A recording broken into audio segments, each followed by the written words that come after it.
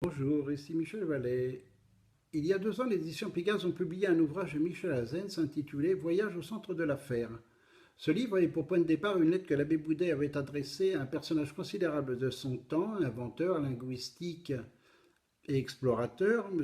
Antoine Dabadie. Le curé de Rennes-les-Bains lui faisait l'hommage d'un exemplaire de son livre La vraie langue celtique et le cromlech de Rennes-les-Bains, paru en 1886. Or, l'abbé Boudet avait été conseillé par un certain Joseph Dubourg, un proche du comte de Chambord, le fameux Henri V.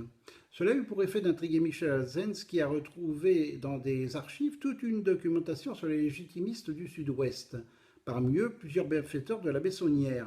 Aujourd'hui, Michel Azens nous revient avec un nouvel opus un peu différent, mais pas tant que cela.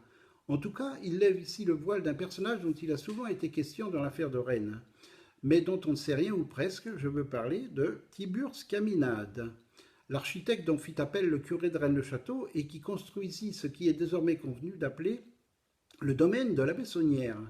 Michel Azens a reconstitué tout le cursus de cet homme, a détaillé son passé familial et professionnel, son approche avec la Bessonnière et tout le programme du chantier de Rennes-le-Château.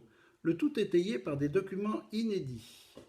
Sous la plume de Michel Azens, on découvre que Caminade fut un architecte talentueux qui participa à de nombreux projets, dont certains éminents.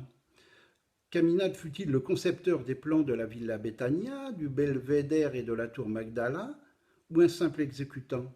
La réponse dans ce nouvel ouvrage de Michel Azens, Rennes-le-Château, le domaine de la Bessonnière, histoire de sa construction, information sur son architecte, apparaître ce 30 juillet 2016. Merci, au revoir.